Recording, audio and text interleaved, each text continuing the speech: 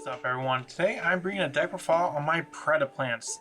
Now, Predaplants is a deck that is very interesting, and I really wanted to find a way to make this deck pretty good. It's got a pretty nice mechanic, although the mechanic is really only that good going second. So going second this deck is pretty good, but that's not really the best option for this deck, and there are other ways to play going first. So without further ado, let's get right into it. And before you get into the deck profile, make sure to like and subscribe for more amazing Yu-Gi-Oh videos. First up, I run the 3 Orphis Scorpio. Orphis Scorpio is I'd say your main monster that you always want to have. Whenever it's summoned, you can send one Predaplant monster from your hand to the graveyard to special summon a Predaplant from your deck. Or it doesn't even need to be a Predaplant monster. It can just be one monster. And most of the times what you're going to summon off of it is the Darling Cobra. The Orphis Scorpio is really good because not only does it give you access to your Darling Cobra, but it can also trigger the effects of stuff like Predaplant. And Darling Cobra, when it's summoned off of the effect of a Predaplant monster, you can add one fusion or polymerization card from your deck to your hand. And it's just cards that have that in the name, so it can be polymerization, super polymerization, substitute fusion, kind of really anything as long as it has polymerization and fusion in the name. Next, I run 3 Kulo. This card has both a pretty good pendulum effect and monster effect. The pendulum effect is basically it becomes a polymerization while in the pendulum zone, allowing you to fusion summon. And the on-field effect is if it's sent to the graveyard or added to the extra deck face up. Because it was used as fusion material, you can add one face up dark monster from your extra deck to your hand. Also run 2 Triantis. Triantis also has a similar effect to the Bufo, to where the pendulum effect is a fusion effect. So it really fixes a lot of things with this deck, so you don't really have to rely on all the fusion cards as much as you needed to before. And if this card is sent to the graveyard or added to the extra deck face up, you can choose monsters up to the number of monsters you control and place a Predator counter on each one. And if any of those are level 2 or higher, they become level 1 as long as they have a Predator counter. That's kind of like the main gimmick with this deck is giving your opponent Predator counters, then using monsters with Predator counters as fusion material or negating their effects, changing the type, stuff like that. But going first, obviously your opponent's not going to have any monsters unless you want to run some way to like give your opponent a monster, which isn't really something you'd want to do. So built in a way to where you can go first, still set up a pretty good board, and have the sort of option if you're going second. Next, I run 3 Predaplant. Predaplant, when it's sent to the graveyard, you can add one Predaplant monster from your deck to your hand. And also, if a monster has a Predator counter, you can summon it from the grave. But you're mainly going to use it for the first effect. So basically, let's say you have this Scorpio and Cobra on the field. Use the effect of one of your pendulums.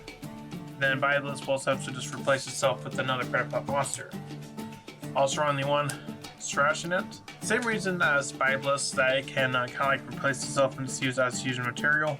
Also, if your opponent's monster declares direct attack, you can spell summon it from your hand. So you're mainly going to want to use it for the effect where it's fusion summon to replace itself. Also run 1 Clammy Doosandu.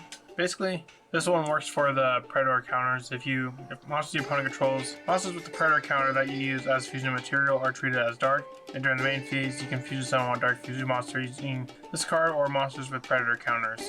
So the Doosandu is more so for going second. I also run 3 Lone Fire Blossom. Lone Fire Blossom is just good in any plant deck, and basically this means you have 6 copies of Orphis Scorpio, because most of the times you're going to use the Lone Fire for Orphis Scorpio, or you can either use with the Lone Fire if you have a Cross Sheep on the field, you can use the Lone Fire, then later on trigger the effect of Cross Sheep, so the Lone Fire then you can grab another Predaplant monster. Next, I run Edgem Chain, Edgem Sabers, because I do play Fire for Patchwork, as well as Silent Boots, because I do run a Phantom Knights engine in this. Going first, I was trying to figure out a way, okay, what's a good monster I can end on? For Predaplants, you got Dragostapelia, Carvotrium, but not really like a solid, reliable way. You can probably reliably get to Dragostapelia, but not both Dragostapelia and Carvotrium. However, off of something like Cross Sheep, that can get you into a Phantom Knights of Rusty Mordiche. They're not really like the Cross Sheep, but you can use like stuff like IP or other things to kind of get into the Rusty, or just use the fusions or monsters that I left on the field, because we do have pendulum plays in this with the 2 pendulum monsters, so that can also help build up monsters to use for the Rusty British. I also run 3 Ash Blossom for my hand trap. Moving on to spells, I run 3 Predaplant. Predaplant, special summon a Predaplant monster, then add 1 Predap card from your deck to your hand. So the one downside to Predaplant is that it locks you into fusions. It's the only card that locks you into fusions. So if you don't use Predaplant, then the Rusty plays and all that are still online. But if you use Predaplant, then you don't have access to that. So you'll want to make Rusty before using Predaplant.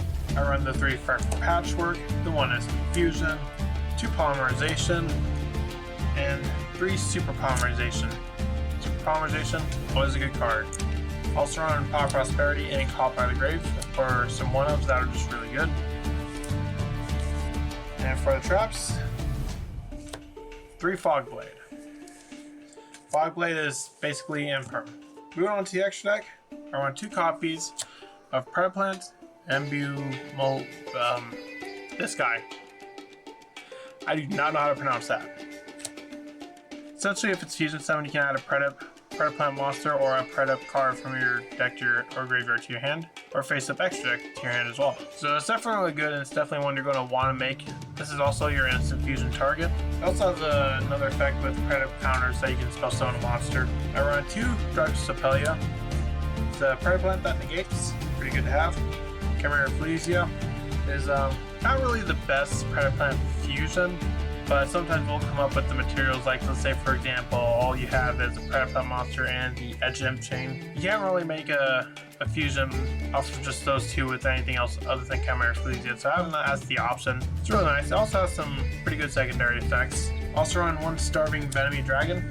Starving Venomy Dragon is one of your super polymerization targets.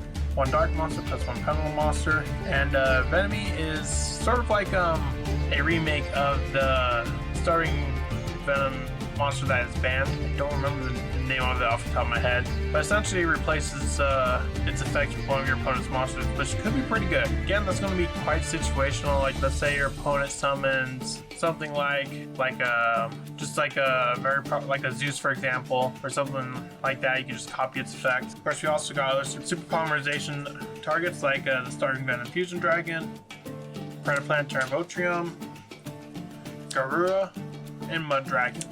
For links, you run 1 Cross Sheep, 1 IP, 1 Nightmare Unicorn. The Rusty British is going to be one of our main plays, because if we can get to a Terravotrium and Dark Sepelia, that's nice. That's only like 2 disruptions, so having the Rusty British to add 2 Fog Blades is going to be much more helpful. And lastly, 1 Axis Kotalk. That's it for this Predaplant's deck profile. Let me know, what do you think of Predaplants? Think it's a pretty fun deck? Let me know in the comments, and I'll see you in the next video I make. Bye.